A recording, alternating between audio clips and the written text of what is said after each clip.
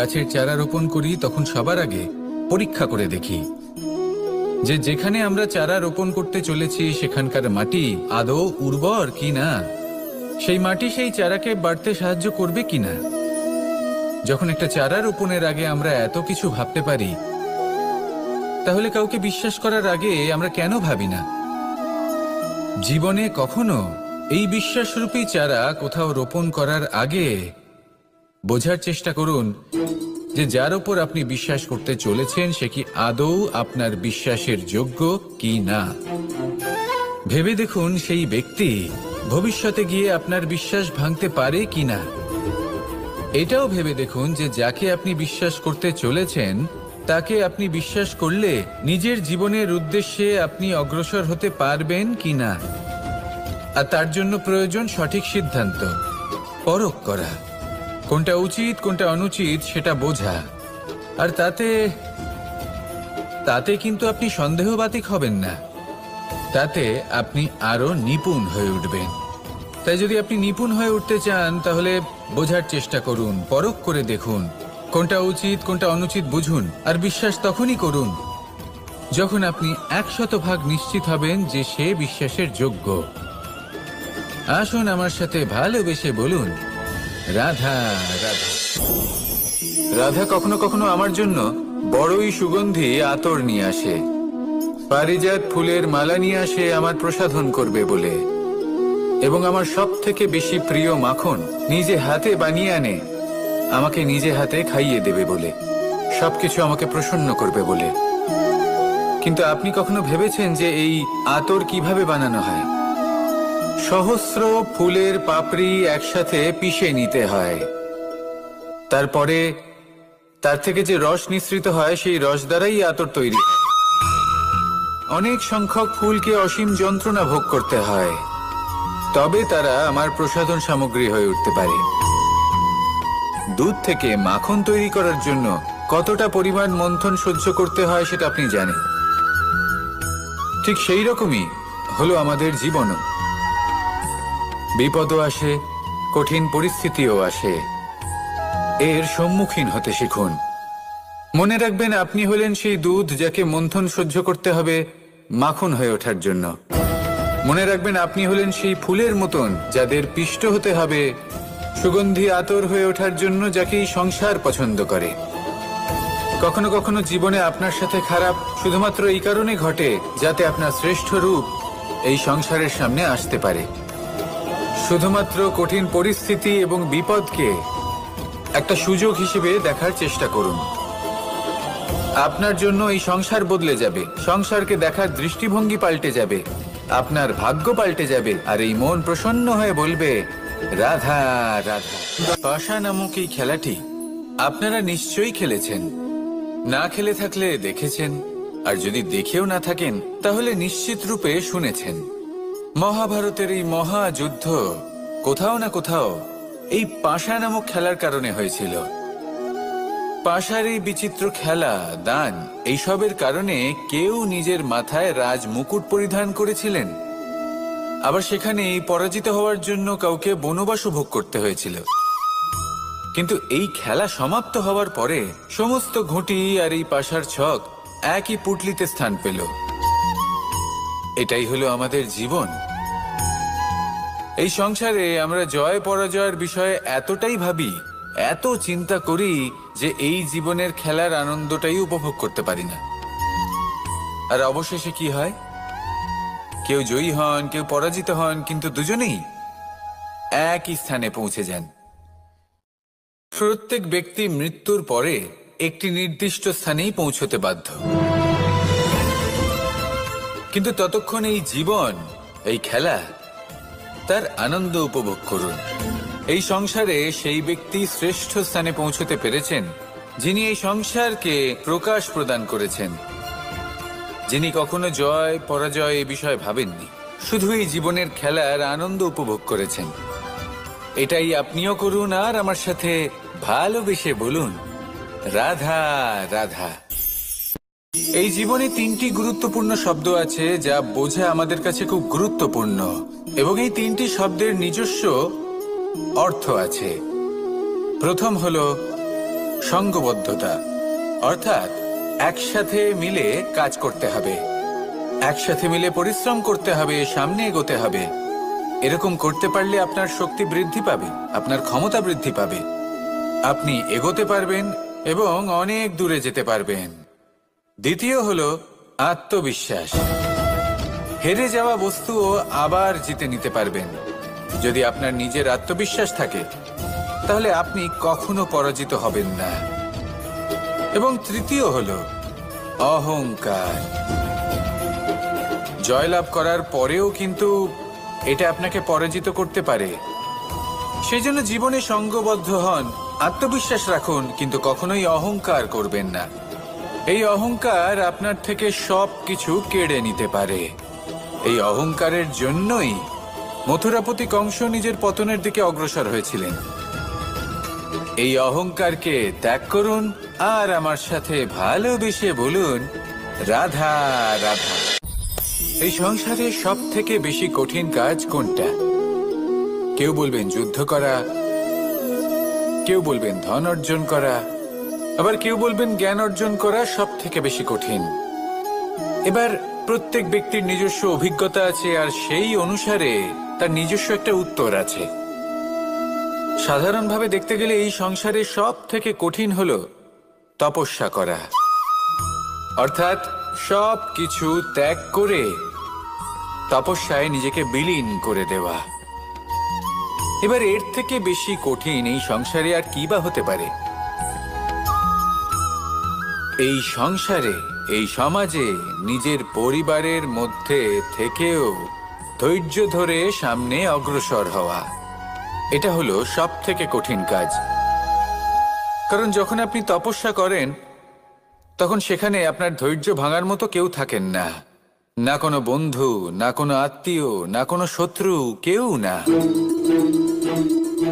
কিন্তু যখন আপনি এই সমাজে, এই পরিবারে থাকেন, কোনো না কোনো ব্যক্তি এসে আপনার ধৈর্যের বাঁধ ভেঙে দেওয়ার ক্ষমতা রাখেন।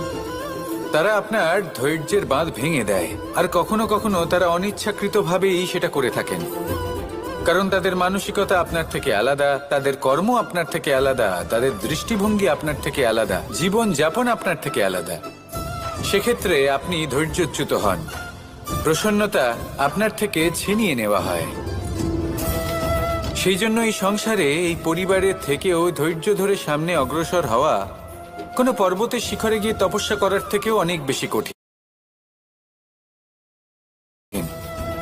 আর যে ব্যক্তি এই সমাজেই, এই পরিবারে, সেই সকল মানুষের মধ্যে থেকে গিয়েও ধৈর্য ধরে অগ্রসর হতে থাকেন, যারা এই কাজটা শিখে নিতে পারেন, তারাই কিন্তু জীবনে আনন্দ লাভ করতে পারেন। এই ধৈর্যই শেষে আপনার জীবনে প্রসন্নতা বহন করে আনবে। তাই ধৈর্য ধরে জীবনের পথে অগ্রসর হন আর আমার সাথে ভালোবেসে বলুন, রাধা রাধা। প্রত্যেক মানুষ নিজের জীবনে দুঃখ অনুভব করেন। প্রত্যেকের দুঃখ আলাদা হতে পারে।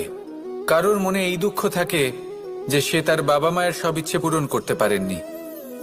কেউ এটা ভেবে দুঃখ পান যে সে চিরকাল সদাচার করেছেন, সৎকর্ম করেছেন, কিন্তু তাও তাকে দুরাচারী বলে মনে করা হয়। কেউ এটা ভেবেও দুঃখ পান যে তার সামনে যে ব্যক্তি রয়েছেন তার চোখে তিনি শত্রু হয়ে উঠেছেন বা দুষ্ট হয়ে উঠেছেন, যেখানে তিনি হয়তো কোনো অনুচিত কাজই করেননি। এবার এই সমস্ত বিষয় নিয়ে ভেবে নিজের ব্যক্তিত্ব নিয়ে সন্দেহ প্রকাশ করবেন না।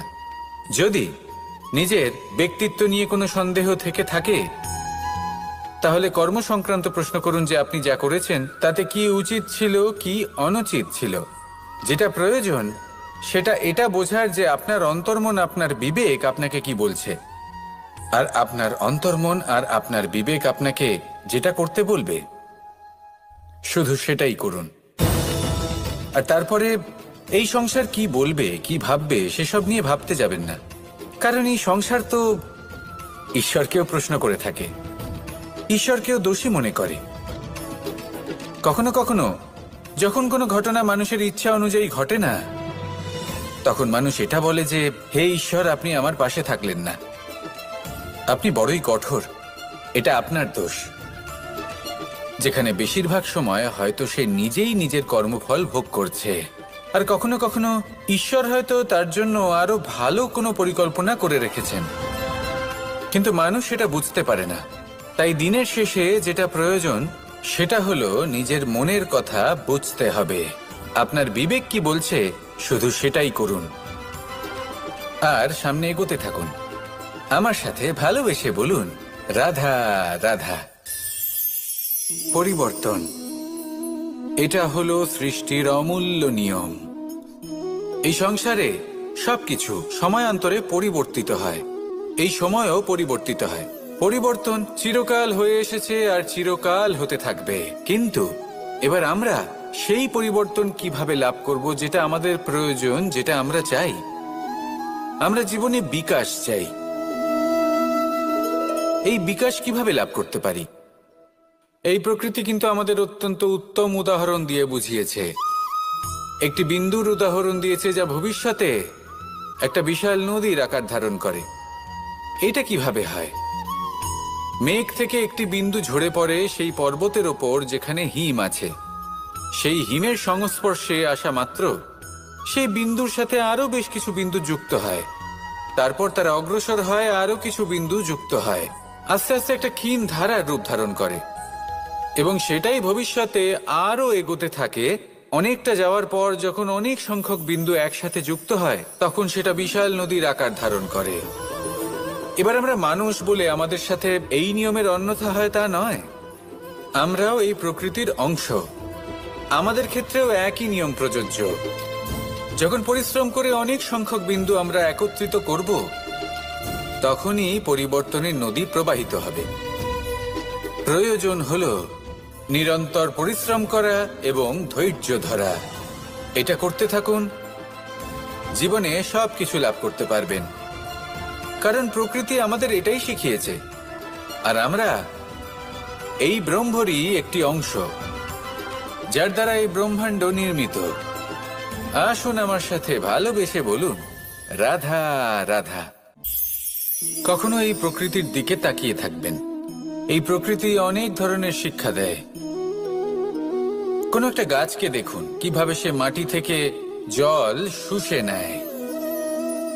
সে ঝড় হোক বা হোক কড়া রোদ সব সহ্য করে এবং অবশেষে সে ফল ধারণ করে। আর সেই ফল উৎপন্ন করার পরে সে ফল কিন্তু সে নিজে গ্রহণ করে না, এই সংসারকে প্রদান করে, যাতে পশু পাখি মানুষ তারা এই ফল গ্রহণ করে শক্তিশালী হয়ে উঠতে পারে, সুস্থ থাকতে পারে। সেভাবেই নদী, সরোবর এরা নিজেরাও কিন্তু নিজেদের জল গ্রহণ করে না, মাটিকে প্রদান করে, পশু পাখিকে প্রদান করে। সূর্য নিজেও নিজের জন্য প্রজ্বলিত হয় না, সে প্রকাশ ছড়িয়ে দিতে চায় আমাদের সবার কাছে, সে আলো পৌঁছে দিতে চায়। এই প্রত্যেকের কর্মে পরমার্থ নিহিত আছে, আর সেই জন্যই এদের সকলকে পুজো করা হয়। তাই মনে রাখবেন, আপনার কাছে জীবন যাপনের অতিরিক্ত যা কিছুই আছে তা পরমার্থের জন্য। তাহলে তার সদ্ব্যবহার করুন আর আমার সাথে ভালোবেসে বলুন, রাধা রাধা। আমরা প্রত্যেকেই অবশ্যই এমন সময় দেখেছি যখন অনেকগুলো সমস্যা একসাথে আমাদের জীবনে এসে পড়ে। সমস্যা আমাদের প্রত্যেকের জীবনেই থাকে। আমরা তার সমাধান খুঁজতে চেষ্টা করি, কখনো সমাধান খুঁজে পাই, আবার কখনো যতই চেষ্টা করি না কেন কোনো সমাধান খুঁজেই পাই না। আর যখন এটা হয় তখন মানুষ অত্যন্ত বিচলিত হয়ে পড়েন। নিজের আত্মীয় স্বজন, নিজের বন্ধু বা সংসার এদের ওপরে এই দোষ চাপিয়ে দেন যে এদের জন্যই এই সমস্যা এসেছে। এবার যদি আমি আপনাকে কোনো পরামর্শ দিই তাহলে এটাই বলবো যে দৃষ্টিভঙ্গি পাল্টে দেখুন। এই দৃষ্টিভঙ্গি দিয়ে দেখুন যে এই সংসারে যে সমস্যায় আসুক না কেন তার জন্য কেউ দোষী নয়, না আপনি না অন্য কেউ। এই পুরো খেলাটাই আপনার মানসিকতা, আপনার দৃষ্টিভঙ্গির, আপনার মনের। কিভাবে বোঝাচ্ছি? যখন আমাদের মন শক্ত থাকে তখন কঠিন থেকে কঠিনতর পরিস্থিতিও আমাদের জীবনে খুব বেশি হলে প্রতিস্পর্ধা হয়ে থেকে যায়। সেখানে যদি আমাদের মন দুর্বল থাকে, তখন অল্প কঠিন পরিস্থিতিও আমাদের কাছে খুব বড় সমস্যা হয়ে যায়, তাই না?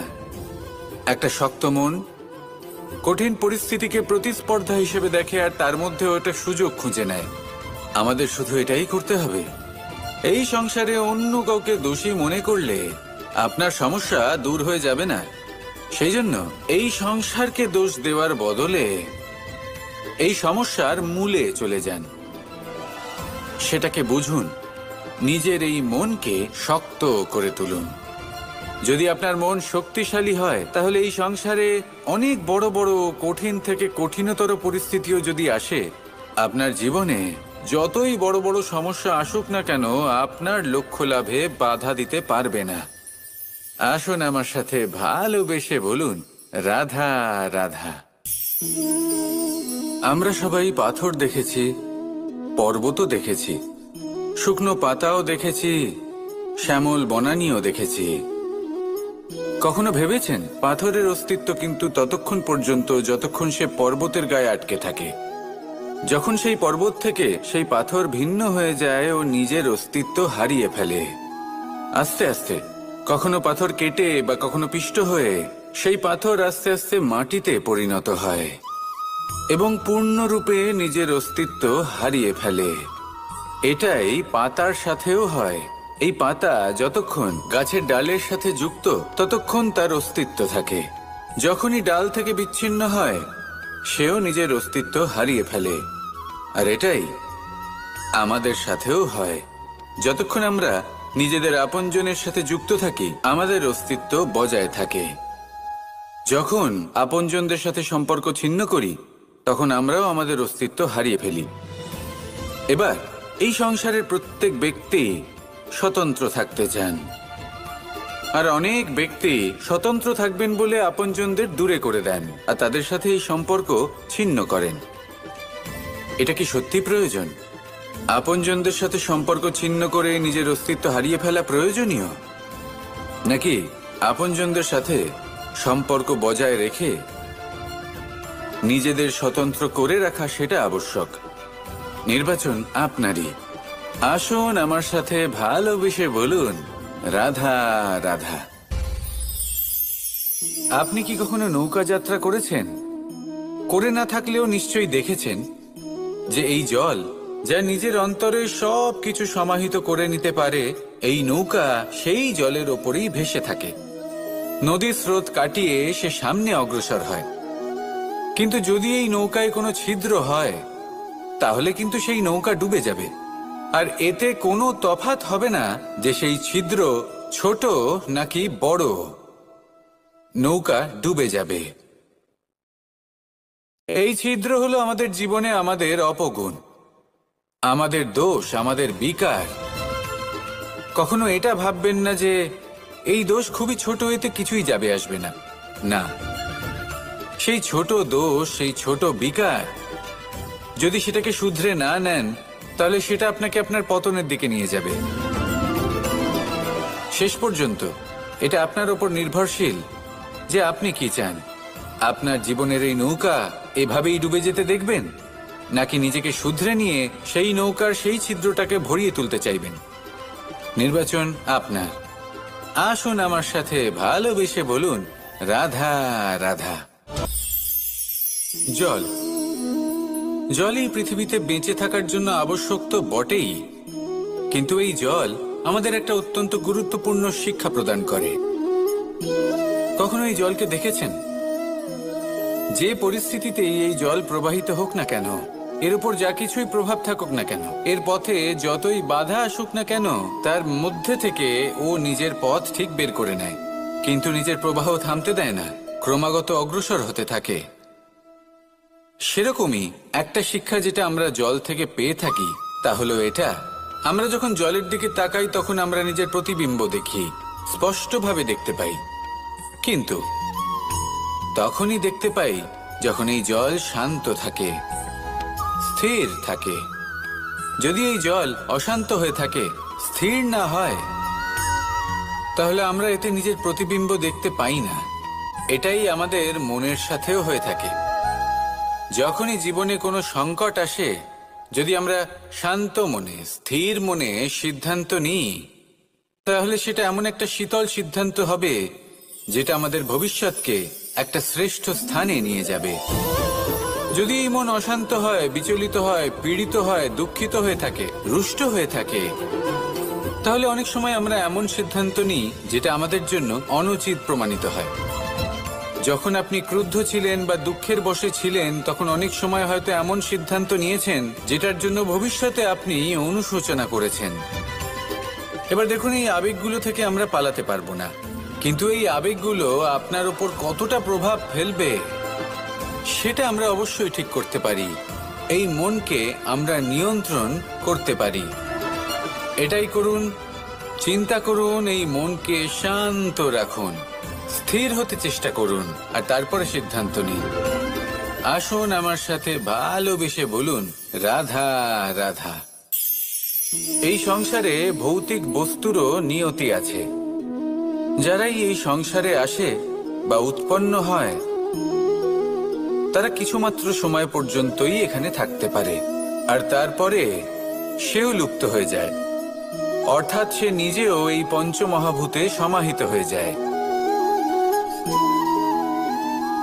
আমাদের সাথেও ঠিক এটাই হয়। সেই জন্যই ঈশ্বর দ্বারা প্রদত্ত এই উপহারের বিষয়ে ভাবুন, এই জীবনের বিষয়ে ভাবুন। ঠিক যেমন বিশ্বাস ভঙ্গ হলে কোনো ব্যক্তি আমাদের কাছে অপরিচিত হয়ে যান, ঠিক সেরকমই শেষ নিঃশ্বাস ত্যাগের পর এই শরীরও আমাদের কাছে পরই হয়ে যায়। তাই এই শরীর থাকাকালীন শ্রেষ্ঠভাবে একে সদ্ব্যবহার করুন, এই জীবনে শ্রেষ্ঠ কর্ম করুন, আর এই জীবনকে শ্রেষ্ঠভাবে যাপন করার জন্য কিছু কথা বোঝা প্রয়োজনীয়। যদি আপনি কারোর প্রশংসা করেন, তাহলে পূর্ণ হৃদয় দিয়ে করুন। যদি আপনি হস্তক্ষেপ করে থাকেন, তাহলে মস্তিষ্ক দ্বারা করুন। যদি আপনি সমীক্ষা করেন, তাহলে বিবেক দ্বারা করুন।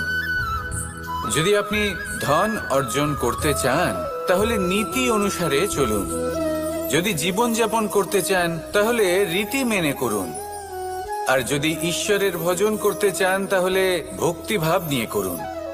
শুধু এই কথা মনে রাখবেন যে আপনার এই জীবন কিন্তু অনিশ্চিত কাল পর্যন্তই আছে। কতক্ষণ আছে সেটা কেউ জানে না। তাই কিছু মুহূর্ত যেটা যাপন করতে আমরা এখানে এসেছি, সেখানে ক্রোধ, অহংকার, ঈর্ষা, এইসব আবেগের কি গুরুত্ব বলুন তো? এগুলো ত্যাগ করুন। মানুষকে ক্ষমা করতে শিখুন, আস্তে আস্তে বিশ্বাস করতে শিখুন। এই সংসারে নিঃস্বার্থভাবে প্রেম করতে শিখুন, আর সবার মধ্যে আনন্দ বিতরণ করুন।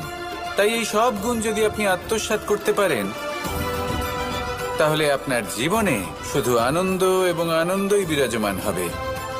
আসুন আমার সাথে ভালোবেসে বলুন, রাধা রাধা। এবার কখনো কখনো জীবনে আমাদের মনে হয় যে চতুর্দিকে শুধুমাত্র অন্ধকারই হয়ে আছে। প্রত্যেকেরই তা কখনো মনে হয়। আর তখনই আমাদের নিরাশ হলে চলবে না, আমাদের দুঃখী হলে চলবে না। সেই সময় আমাদের খুঁজতে হবে নিজেদের আশেপাশে, চতুর্দিকে, আর কোথাও না কোথাও আমরা প্রকাশ অবশ্যই দেখতে পাবো, আশার একটা কিরণ অবশ্যই দেখতে পাবো। কেউ এমন একটা কর্ম করেন যেটা দেখে আমরা প্রেরিত হয়ে যাই, আর এমন কোনো কর্ম যদি আপনারা করেন, তাহলে সেই কর্ম আপনার মনকে প্রসন্ন ভাব, আনন্দ এবং ভালোবাসা দ্বারা ভরিয়ে তুলবে। আপনার অন্তরের সেই অন্ধকারের অন্ত করবে, দুঃখেরও অন্ত করবে। আর এই মন প্রসন্ন ভাব নিয়ে বলবে, রাধা রাধা। যদি কোনো সিংহ বানরের মতো গাছে চড়তে চেষ্টা করে, তাহলে কি হবে? একটা মাছ যদি মাটিতে হাঁটতে চেষ্টা করে, তাহলে কি হবে? তারা বিফলই হবে। কিন্তু এরকম কেন হয়? তার কারণ হলো প্রকৃতির রচনা কিছুটা এরকম। এখানে প্রত্যেকটি ব্যক্তিকে, প্রত্যেকটি প্রাণীকে আলাদা আলাদা গুণের অধিকারী করা হয়েছে, এবং সকলকে একটা সীমাও প্রদান করা হয়েছে।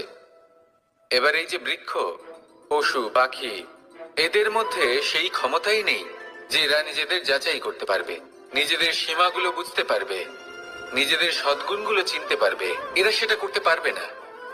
কিন্তু মানুষ তো আলাদা।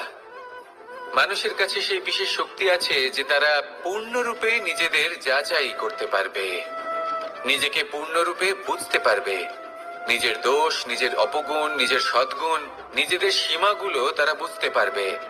আর এটা অত্যন্ত গুরুত্বপূর্ণ। কথায় আছে যে যদি সাফল্য লাভ করতে হয় তাহলে নিজেকে যাচাই করে নিতে হবে।